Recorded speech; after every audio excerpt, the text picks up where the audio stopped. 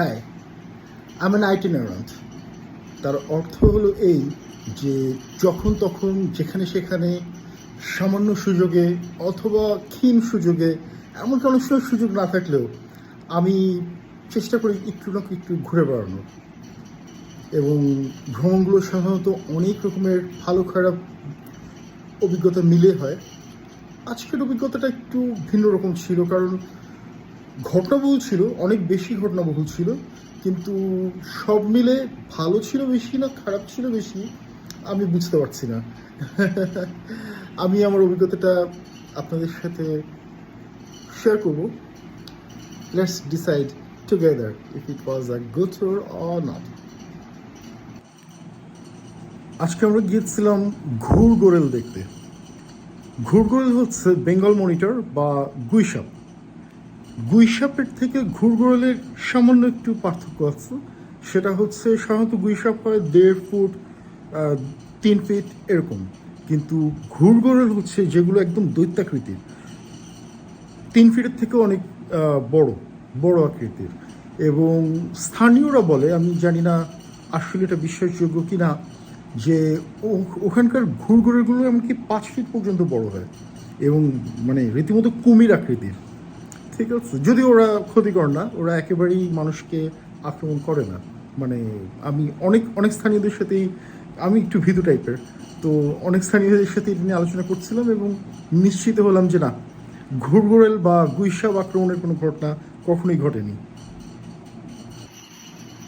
আমার প্রতিটা ভ্রমণ কাহিনী শুরু হয় একটা বেসিক পয়েন্ট থেকে। সেটা হলো সকালে ঘুম থেকে উঠতে দেরি হয়ে গেল। তো আজকে একটু দেরি হয়ে গেল, মানে আসলে অতটা দেরি হয়নি, কিন্তু ঘুম থেকে ওঠার পর আমার রাজকীয় কাজকর্ম থাকে, মানে প্রস্তুত হতে হয়, যেটা আমার জন্য মানে মৃত্যু সমান। সকালে আসলে ওঠার পর প্রথম 2 ঘন্টা 3 ঘন্টা আমি মৃতপ্রায় অবস্থায় থাকি। সেখানে তড়িঘড়ি করে তৈয়ার হতে হলো এবং চেষ্টা করলাম যতটা দ্রুত সম্ভব বেরিয়ে পড়ার। কিন্তু স্টেশনে গিয়ে পৌঁছেছি ট্রেন আর আমি একদম একসাথে, এবং ব্রিজ ক্রস করতে গিয়ে দেখি যে ব্রিজ অলরেডি বন্ধ হয়ে গেছে। তো ওপাশ থেকে আসছে সুন্দরবন এক্সপ্রেস, আর 2 নম্বর প্ল্যাটফর্মে আমার ট্রেন দাঁড়ানো, ওটার নাম ছিল মোংলা এক্সপ্রেস। তো আমি সুন্দরবন এক্সপ্রেসের সামনে দিকে ইয়াহু ইয়া আলি এই টাইপের একটা এ ধরনের একটা ঝুঁকি নিয়ে লাফ দিয়ে নেমে ওপাশে গিয়ে মানে দ্বিতীয় প্ল্যাটফর্মে ট্রেনটা ধরলাম, কারণ তাছাড়া উপায় ছিল না, ওপাশ থেকে ট্রেন চলে যেত। আর তাতে আমার বিশাল ফায়দা হয়ে গেছে, কারণ আমি টিকিট কাটিনি। সাধারণত টিকিটটা বোধ হয় 50-70 এ ধরনের কিছু নেওয়ার কথা, যেহেতু মাত্র ফুলতলা পর্যন্ত যাব আমি, খুলনা পর্যন্ত না। কিন্তু যেহেতু আমার কাছে টিকিট ছিল না, টিটি ভদ্রলোকরা অমায়িক হয়, ওরা আমার কাছ থেকে 20 টাকা নিল, নিয়ে বললো হ্যাঁ হ্যাঁ মজা করো, কই বাদ নেই। তো 20 টাকা দিয়ে আমি খুলনায় ফুলতলা পৌঁছে গেলাম। যেহেতু দেরি করে ট্রেনে উঠেছি, আমি যথারীতি কোনো আসন পেলাম না, দাঁড়িয়ে দাঁড়িয়ে যাচ্ছি। এবং একে তো ঘুম হয়নি, আমি ঘুমিয়েছিলাম খুব কম, মানে দিনটার শুরুটাই দেখাচ্ছিল যে আজকের দিনটা খারাপ যাবে। তো খানিক দূর গিয়ে হঠাৎ করে আসন পেয়ে গেলাম, এবং প্রতিটা পর্বতের মনের যেটা মূল বাসনা, যে যাত্রার সময় পাশে একটা দারুণ সুন্দরী মেয়ে বসুক, পর্বতের আজকে এই স্বপ্নটা পূরণ হচ্ছে। আমার ঠিক পাশে একটা রীতিমতো সুন্দরী মেয়ে বসেছিল, আর মেয়েটা হিজাবি, but she is really pretty. আর উল্টো দিকে ছিল একটা আন্টি। কেমন করে দুজনের সাথে আমার ভীষণ আড্ডাবাজি শুরু হয়ে গেল। হ্যাঁ, ওরা ওদের জীবনের সমস্ত কাহিনী আমাকে শুনিয়ে দিল, আর আমি কোথায় কোথায় ঘুরেছিলাম ইদানিংকালে আর কি, আগেরগুলো না, আজকাল কোথায় কোথায় ঘুরেছি, আজকে কোথায় যাচ্ছি, কেমন, এই সমস্ত আলোচনা হলো। খুব মানে জমজমাট একটা আড্ডা হলো আমাদের। 1 ঘন্টা 10 মিনিট কেমন করে পার হলো টেরই পাইনি। যখন ফুলতলার প্রায় কাছাকাছি চলে এসেছি, আমার বন্ধু আমাকে কল দিয়ে বললো যে যেখানে আমাদের যাওয়ার কথা ওখানে কিছু সমস্যা হচ্ছে। তো এই মেয়েটা আমাকে বললো যে তাতে কোনো সমস্যা নেই, ওখানে আরেকটা পার্ক মতো আছে যেখানে আমরা ঘুরঘুরল দেখতে পারবো। তো আমি মেয়েটাকে যথাযথ বললাম যে আচ্ছা কাজ করো, আমার বন্ধুকে একটু ফোনে বুঝিয়ে দাও যে আমরা কী করে ওই জায়গায় পৌঁছাবো। মেয়েটা আমাকে আশ্চর্য একটা কথা বললো, সেটা হচ্ছে গিয়ে আমি ছেলেদের সাথে কথা বলি না। আমার সমস্ত কনফিডেন্স একবারে পড়ে গেল। আমি মনে চিন্তা করা শুরু করলাম যে ও আমাকে আসলে কি ভাবতেছে। ফুলতলার প্রথম অনুভূতিটা হচ্ছে এই যে এখানকার মানুষরা খুবই বন্ধুবৎসল, খুবই বন্ধুত্বপূর্ণ। একদম শুরু থেকে একটা চায়ের দোকানে বসলাম, চাওয়ালা এবং তার যত খদ্দের আছে সবাই একদম আন্তরিক, কত রকমের গল্প শোনালো আমাকে। বিশেষ করে আমার যেটা মূল উদ্দেশ্য, গুইসাপ গুইসাপ নিয়ে অনেক অনেক কাহিনী শুনলাম, কি হচ্ছিল, কোথায় কোথায় কী ধরনের ঘটনা ঘটেছিল, কার একজনের গায়ের উপর উঠে এসেছিল গুইসাপ। ওরা আমাকে অনেক রকমের উপদেশ পরামর্শ দিল, কোথায় কোথায় পাওয়া যেতে পারে, দেখতে পাওয়া যেতে পারে, এগুলো জানালো, কেমন করে যেতে হবে ইত্যাদি। মানে যত রকমের তথ্য সাহায্য হতে পারে। আর I really spend a very good time with them. খুব মানে আন্তরিকভাবে ওরা কথাবার্তা বলে, ভালো লাগলো আমার। ওখানে খুব ভালো একটা সময় কাটলো আমার, মানে ওই চায়ের দোকানটায় যেখানে আমরা বসে আড্ডাবাজি করছিলাম স্থানীয়দের সাথে এবং বিভিন্ন রকম তথ্য নিচ্ছিলাম। ওখানে একটা ব্যাপার একটু কেমন লাগলো, সেটা হচ্ছে যে ওখানকার লোকরা রাজনৈতিকভাবে খুব মানে উগ্র ধরনের অনেকটা। ওদের আলোচনার বিষয়বস্তু হচ্ছে যে শেখ মুজিবের মৃত্যুটা কেন জরুরি ছিল এবং শেখ হাসিনা কী করে দেশকে ভারতের কাছে বিক্রি করে দিচ্ছে, এই ধরনের মানে এই গতি প্রকৃতির গল্পগুজব এখানে মনে রাখা খুব জরুরি। সেটা হচ্ছে খুলনা শহর ফুলতলা সমেত বাংলাদেশের টর্টুগা রকমের। তার মানে হচ্ছে এই যে 71 সালে রাজাকারদের অন্যতম শক্ত একটা ঘাঁটি ছিল কিন্তু খুলনা, এবং 74-এর যে গণহত্যা হয় মানে ধর্মীয় দাঙ্গা হয়, সে সময় ফুলতলাতে প্রায় 300 মানুষকে হত্যা করা হয়, 300 হিন্দুকে হত্যা করা হয় খানি সবুরের নেতৃত্বে। এবং ওই সময় খানি সবুরের একটা লাঠিয়াল বাহিনী ছিল বিশাল।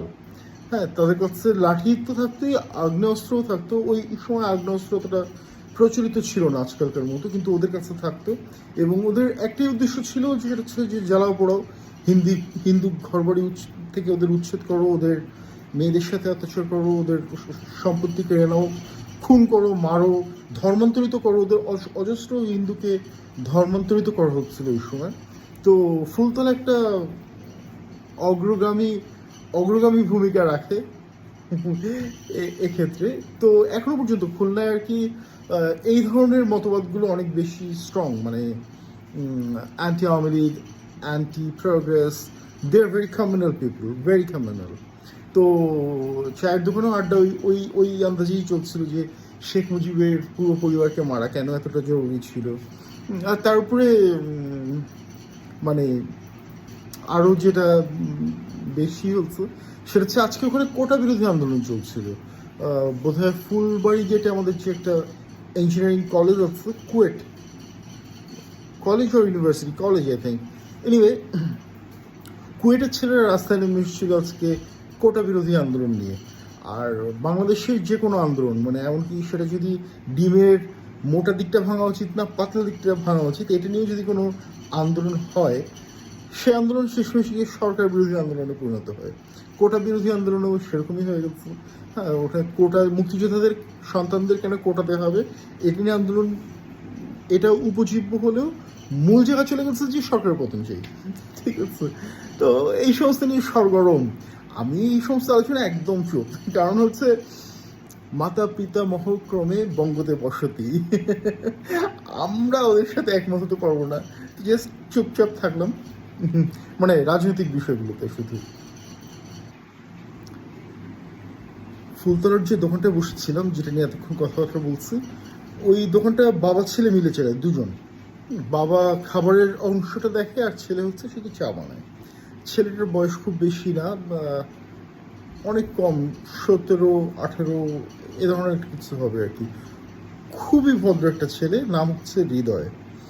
তো এরকম সময় আমার বন্ধু আমাকে আবার ফোন করে কথা হলো ওর সাথে। ও বললো যে বাংলাদেশের সাম্প্রতিককালে একজন সাংসদ নিহত হচ্ছেন বা হত্যা হচ্ছে ভারতে, এবং তার যে খুনিরা, সে 3জন খুনি এই ফুলতলার দামোদর গ্রামে লুকিয়ে আছে, মানে যেখানে আমাদের যাওয়ার কথা ওখানে আসছে, এরকম একটা তথ্য আছে সিআইডির কাছে। এবং সিআইডি পুরো অঞ্চলটা ঘিরে ফেলেছে, ওখানে ঢোকা বেরোনো খুবই মানে এখন খুব একটা বুদ্ধিমানের মতো কাজ না। তো আমার তো সবসময় মানে বিপদ শুনে মনে হয় যে এখানেই যেতে হবে। তো আমি বলি যে প্রথম কথা হচ্ছে যে sorry, we are not criminals, so we have nothing to worry, must go. যাই হোক, ও কথা হলো যে ও আসলে তারপর আমরা এখানে পরবর্তী আলোচনা করব। এই ছেলেটা মানে যে চায়ের দোকানের ছেলেটা, যার নাম হচ্ছে হৃদয়, এ আমাকে বললো যে দামোদর গ্রামে আরেকটা অংশ আছে যেটার নাম হচ্ছে মকিমের মায়ের চর, মোকামের মায়ের চর, সামথিং লাইক দ্যাট। এই জায়গাটাতে প্রচুর গুইসাপ আছে এবং আমরা ওই জায়গাটা আরামসে যেতে পারি ঝামেলা ছাড়াই। আমি যে খুবই ভালো কথা, তাহলে তুমি আমাদের নিয়ে যাও। আই ডোন্ট বিলিভ দিস, এই ছেলে বাড়ি চলে গেছিল, মানে আমি দোকান থেকে বেরিয়ে যাওয়ার পরে ও বাড়ি চলে গিয়েছিল। আমি ফোন করলাম ওকে, ও চলে আসলো আমাদের রিসিভ করার জন্য, আমাদের নিয়ে চলে গেল ওদের গ্রামে। সেই গ্রামে যাওয়ার পর ওর সমস্ত বন্ধুবান্ধব, মানে অন্তত 5-6টা ছেলে, ছোটো ছোটো একদম 5-6-এর বাচ্চা থেকে শুরু করে এই এর বয়সী 16-17 বছর, এ ধরনের বাচ্চারা সবই ছোটো, সবই কম বয়সী, মানে গুড়া গুড়া এবং ছোটো ছোটো। এরা আমাদের পুরো অঞ্চলটা ঘুরিয়ে ঘুরিয়ে ঘুরিয়ে ঘুরে দেখালো এবং আমরা ঘন্টার পর ঘন্টা ঘুরেছে, আমরা ক্লান্ত হয়ে গেছি। ওদের উৎসাহে কোনো কমি নেই, এক পিছনে দেখি গাছের উপর একটা ডান্স করতেছে, ঠিক আছে। দে আর রিয়েলি ভেরি নাইস পিপুল। আমি বললাম যে ফুলতলার মানুষজন ভীষণ বন্ধু বৎসল, মানে অসামান্য একটা এলাকা, ওটা লোকজন খুব আন্তরিক, অসম্ভব আন্তরিক, আমার খুব ভালো লেগেছে। বন্ধুরা, আমরা আসছি এখানে গুড়গুড়েল দেখার জন্য। গুড়গুড়েলটা কি রে? গুড়গুড়েল হচ্ছে গুইসাপের ও, স্থানীয় নাম। গুইসাপের স্থানীয় নাম হচ্ছে গুড়গুড়েল এবং আমাদের মধ্যে একটা সাবধানী লোক আছে যে এখানে গামবুট নিয়ে আসছে যাতে সাপের কামড় না খায়। সাবধানের মার নেই, কারণ গুইসাপের কামড়ে কেউ মরে না, কিন্তু গুইসাপ কামড়ায়। গুইসাপ কামড়ায়। আমি পরে আসছি স্যান্ডেল পরে, দেখা যাক কি হয়। এই বাগানের মধ্যে যেতে হবে আমাদের গুড়গুড়েল দেখার জন্য। গুড়গুড়েল মানে হচ্ছে গুইসাপ। আর ওইদিকে আছে একটা সুন্দর চর এবং পাশ দিয়ে বয়ে যাচ্ছে নদী, ওখানে আমরা যাব একটু পরে।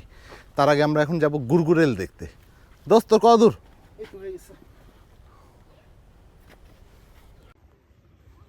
আমরা এখন ফুলতলাতে আছি।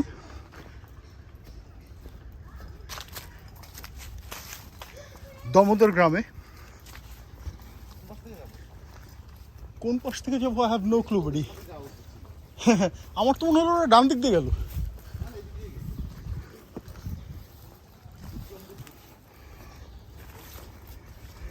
আমাদের উদ্দেশ্যটা খুব মহৎ, আমরা হচ্ছে গুইসাপ দেখতে যাব। আসলে দেখতে যাব গুড়গুড়েল, কারণ গুইসাপের স্থানীয় নাম হচ্ছে গুড়গুড়েল।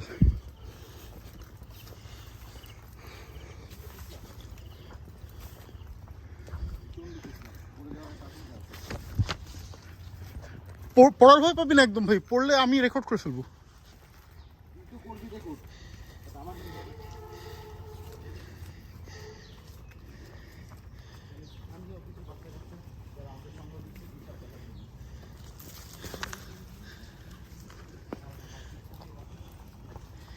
স্থানীয় লোকটা খুবই ভালো, তারা দল বেঁধে আমাদের সাথে করে নিয়ে যাচ্ছে। আমরা এখানে সেটা পুরো টিম পেয়ে গেছি।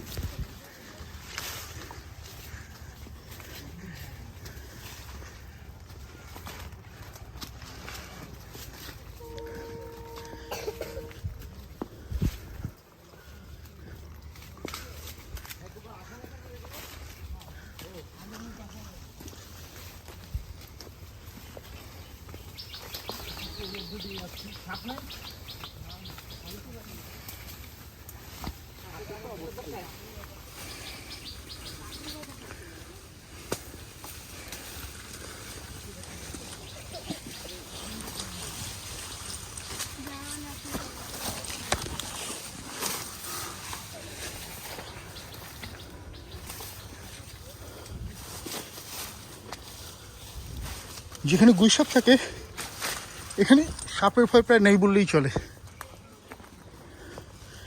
তো আমি অনেকটাই নিরাপদ।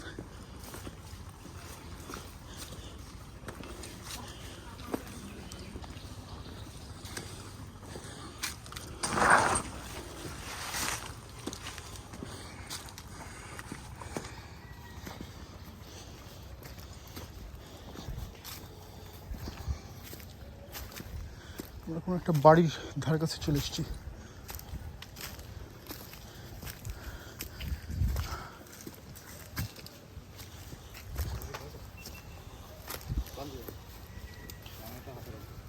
পেয়েছিস? হ্যাঁ, তোকে পাগল মনে করছে না বলে বলে? মনে করলেই বা কি, ভুল তোমার হবে না আর কি। বাবা শোনো, ও হচ্ছে পাগল কিন্তু কামড়ায় না। হ্যাঁ, finally I got my recognition.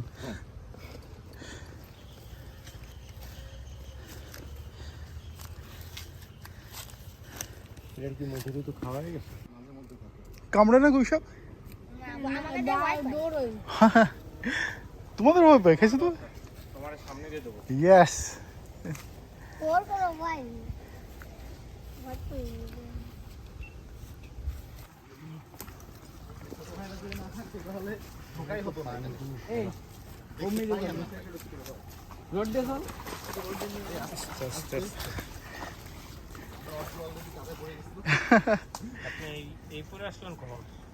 Magic.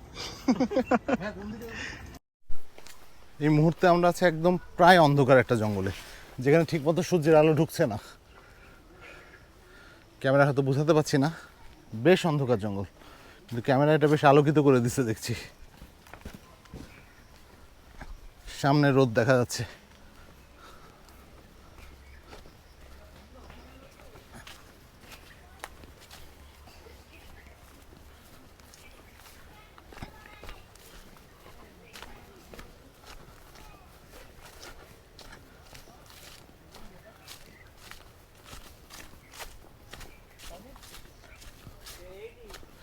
আমরা বেশ কয়েক কিলোমিটার হাঁটলাম গুরগুরাল দেখার জন্য,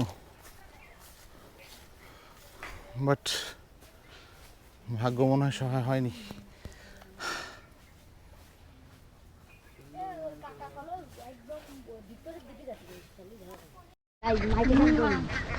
প্রচুর হাঁস। রাসেল ভাইপারের ছোট বড় বলে কিছু নাই, যেটা কামড়াবে সেটা দিয়ে মরা। এখানে একটা ছেলে পুকুরেও নেমে গেছে অলমোস্ট, বসে আছে কিনা দেখার জন্য।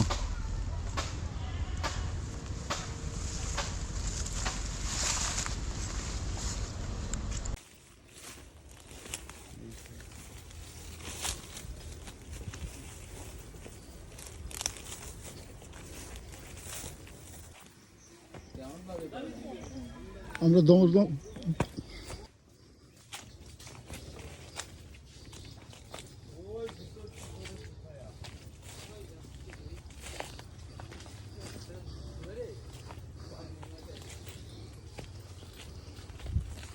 আমরা দামোদর গ্রামের একদম বনে বদরে ঘুরে বেড়াচ্ছি গুরগুরালের খোঁজে।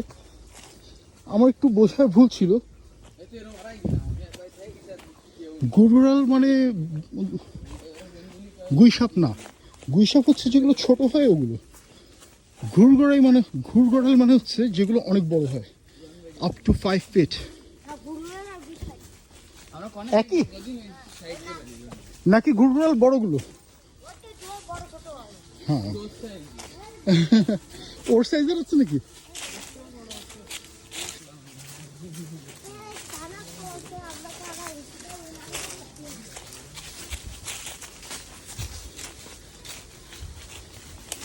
আমাদের টিম খুবই অ্যাক্টিভ, তাদের উৎসাহের কোনো কমি নেই। আমরা ঘুরেগাড়াদের লিডারশিপে যাচ্ছি, বড়রা পিছনে আর বাচ্চারা সামনে দৌড়ে দৌড়ে যাচ্ছে। হ্যাঁ, আরে এটা আগে বলবো না?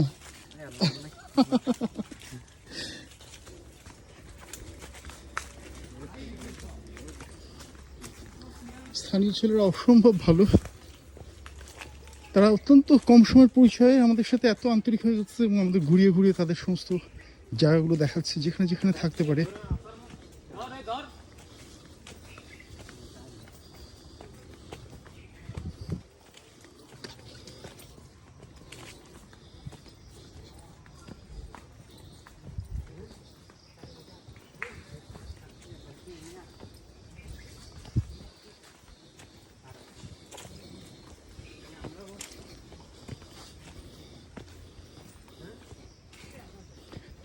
আমাদের মূল যে জায়গাটায় যাওয়ার পরিকল্পনা ছিল, যেখানে আমরা শুনেছিলাম যে ঘুরঘোরালের আস্তানা, ওইখানে আমরা যেতে পারিনি।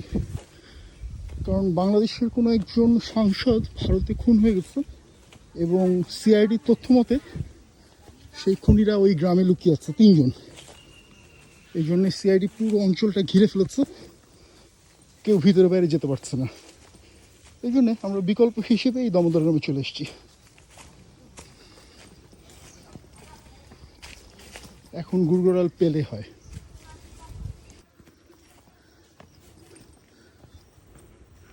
হয়তো ওরা একটা কিছু পেয়ে গেছে।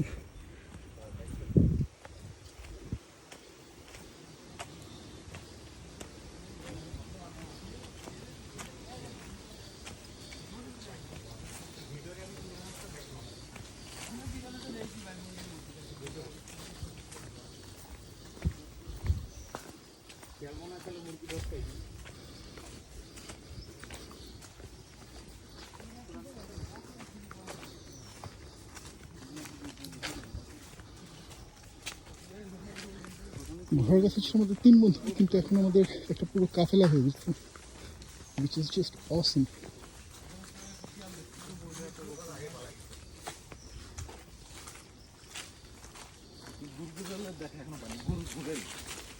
ঘুরঘুরেল, হ্যাঁ?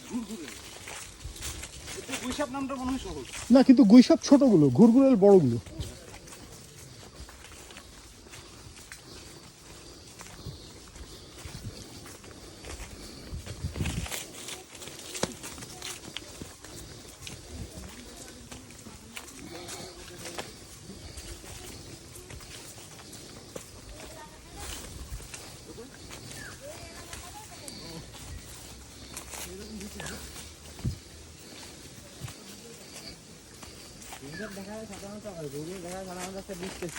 বৃষ্টির সময় বেশি দেখা যায়। আজকে তো দেখে মনে হচ্ছে না বৃষ্টি হবে, আকাশ একদম সাফ, রোদে জান বেরিয়ে যাচ্ছে। আজকে আর্দ্রতা 70%। হ্যাঁ, বৃষ্টি ওরা কি পানিতে থাকে না? ওরা বোধহয় এমনিও পানিতে থাকে না, ডাঙায় থাকে নাকি? পানিতেও থাকে, ডাঙাতেও থাকে। ওরা হচ্ছে উভচর। উভচর।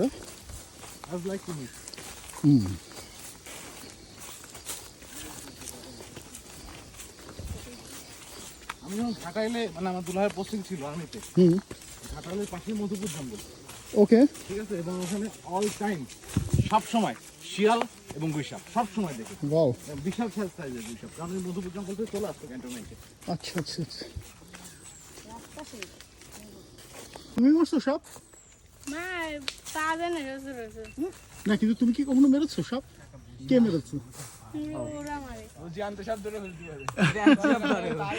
কেমন করে ধরো জ্যান্ত সাপ? ভয় লাগে না? এটা ধরে দেখা তো। সাপ মারতে হয় না কিন্তু, বুঝছো? সাপ পরিবেশের জন্য উপকার, এগুলো মারতে হয় না। আচ্ছা, কিন্তু মাইরো না। সাপ ধরে লেজ ধরে ধরে মারে, সেই পাকনা। কি নাম ওর? এরা প্রায় 4-5 কিলোমিটার বা তারও বেশি সময় ধরে আমাদের সঙ্গ দিচ্ছে গুইসাপ দেখানোর জন্য। কয়টা বাগান ঘুরলেন? কয়টা ঘুরলাম? 7-8টা বাগান তো ঘুরছি, বাট গুইসাপ দেখতে পাইনি। শিয়াল তো দেখছো? সব সময় এখানে গুইসাপ। আবার এই বাগান দিয়ে বেরোলি? আমি ওরা বেশিরভাগ সময় ওরা দেখতে পারে, বাট আমরা ফেলার একদমই দেখতে পারলাম না। বৃষ্টির সময় নাকি দেখা যায়। আর দেখা যাচ্ছে আপনার যে সময় আমরা নদী পার হয়ে ওই পার যাই, হ্যাঁ, সেই সময় ওই ধোপের ভিতর থাকে, শিয়াল কাটার ভিতরে। চলো দাঁড়া দোস্ত, নদীর উপরে যাই। বাগান থাকলি এতক্ষণে 10টা দিয়ে হতো, ধরে ধরে দিয়ে হতো। হ্যাঁ, বাগান তো আমাদের এই জায়গায় বড় বাগান ছিল, সেই বাগান কাটে ফেলি। ওই যে আপনারা যে এখানে গাড়ি রাখলেন না, হ্যাঁ, পানি চালানো, হ্যাঁ। ওইটা অত বড় ওইটা নিম বাগান ছিল, পুরো বাগান ছিল। কেন পারছো ওটা? ওইটাও না, যশোরের ওই যে এমপি আছে না, নাবিল আহমেদ, হ্যাঁ। তার জায়গা আপনার ওই। ও আর এই দামোদর গ্রামে তো এখন পুলিশ টুলিশ অনেক বেড়ে গেছে, তাই না? এই যে আচ্ছা, আমাদের প্রথম যে জায়গাটা যার কথা ছিল সেটা কোন জায়গা ছিল? এটাই। এটাই? তুমি যে বললে সিআইডি পুরো ঘিরে ফেলছে। আলকার ভিতরেই চলে আইছেন মনে হয় না? আলকার ভিতর না এটা থাকবে? আচ্ছা, আলকায় আমার এক বন্ধু আছে, হ্যাঁ, আমরা আচ্ছা। এখান থেকে ওখানে যাবো। এখান থেকে ওখানে যাবো, ফোন তো এখানে চলে আসুক। না না, ও এলাকায় খুঁজবে আচ্ছা আচ্ছা, যদি সম্ভব হয়। ঠিক আছে। আলকাতেও তো আছে গুইসাপ। হ্যাঁ, সব জায়গায় রয়েছে প্রায়। আগে এই এলাকাটা ভালো করে ঘুরে দিই। বাসা পুকুরেও দেখতে পাই। পুকুরি খাই। চল মোটামুটি এদের মধ্যে আমি সবচেয়ে স্ট্রং, এখন দাঁড়ায় আছি, এরা সব বসে গেছে। আমিও স্ট্রং হইছি। ওই আরেকজন দাঁড়ায় আছে, আর সব বসা, পোলাপান সব বসা। আর আমরা এনার্জি কনজারভেশন বুঝি। তুমি তো মামা একেবারে শুয়ে পড়ো পারলে। এটা হচ্ছে এনার্জি কনজারভেশনের একটা টেকনিক। আচ্ছা, পাহাড়ে সকালবেলা বেরোইছি, সন্ধ্যার আগে আগে আইছি। তারপর মৃত। ও তারপর তাহলে ঘুমাইছি আমি 8টা সাড়ে 8টার দিকে, তখন মৃত। তখন আর আমার কোনো হুঁশ নাই, মানে যে হচ্ছে ঘুম দিছি। যতক্ষণ মিশন ততক্ষণ অ্যাক্টিভ। কিন্তু তবে আমাদের মিশন কিন্তু এখনো থেমে যায়নি, আমরা এখনো খুঁজে বেড়াচ্ছি গুইসাপ। এখানে না পাইলে আলকা যাব গুইসাপ খুঁজতে, তাও খুঁজবো। কিন্তু কিছু না পাইলে গিলেতলা চিড়িয়াখানা যাবো। হ্যাঁ, লাস্টে একদম যেটা আটকানো ওইটা দেখে দেখবো না মানে। আমিও স্ট্রং হইছি। আপনারা চলেন। ওই আরেকজন দাঁড়ায় আছে, আর সব বসা, পোলাপান সব বসা। এর আমরা এনার্জি কনজারভেশন বুঝি। তুমি তো মামা একেবারে শুয়ে পড়ো পারলে। এটা হচ্ছে এনার্জি কনজারভেশনের একটা টেকনিক। বুঝছো? পাহাড়ে সকালবেলা বেরোইছি, সন্ধ্যার আগে আগে আইছি। তারপর মৃত। তারপরে ঘুমাইছি আমি 8টা সাড়ে 8টার দিকে, তখন মৃত।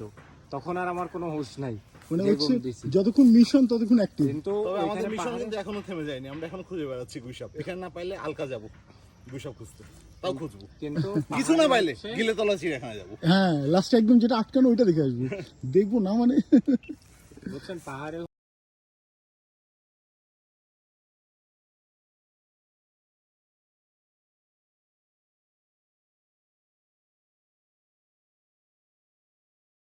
কই আবার গেছে গা। এই যে এইখানে আছে, এই কলা গাছের এখানে। বেজি শিওর তুমি? হ্যাঁ, দেখেন নাই আপনি? না, আমি দেখতে পারিনি। আচ্ছা ভাই, একটু দাঁড়াও।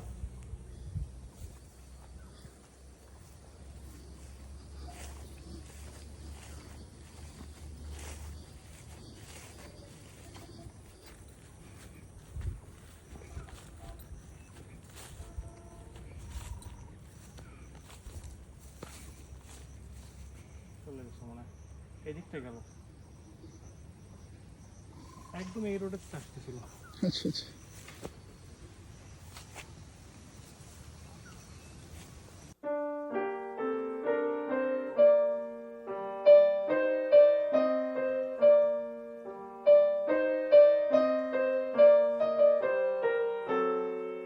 এই নাই সেই নাই, এখন আইছে সে বলে উঠতে পারে না, চলতে পারে না, শুয়ে পড়ছে। যা যত বেশি ডায়লগ সে তত বেশি কাহিনী। শেষ हो रहा है। ये देख शेर, ये बोलता है शेर खड़ा है अभी तक।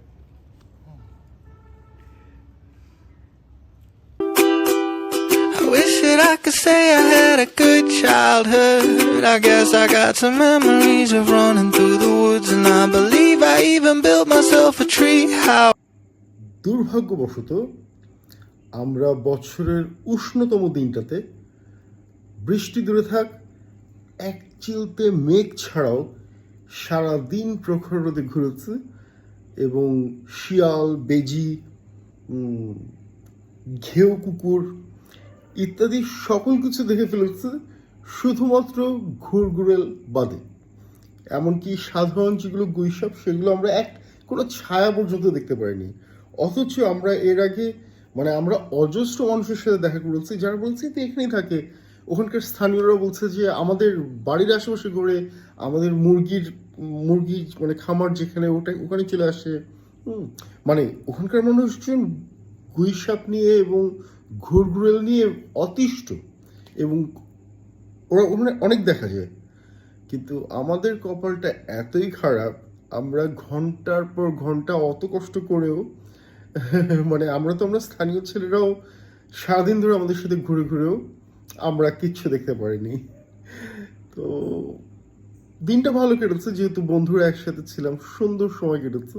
আমাদের সময়টা খুব চমৎকার ছিল, কিন্তু ফলপ্রসূ ছিল না। তো জানি না, এটা ব্যর্থ ট্যুর তো অবশ্যই, ব্যর্থ ভ্রমণ, কিন্তু একেবারে জলে যায়নি আমি বলবো। Maybe next time.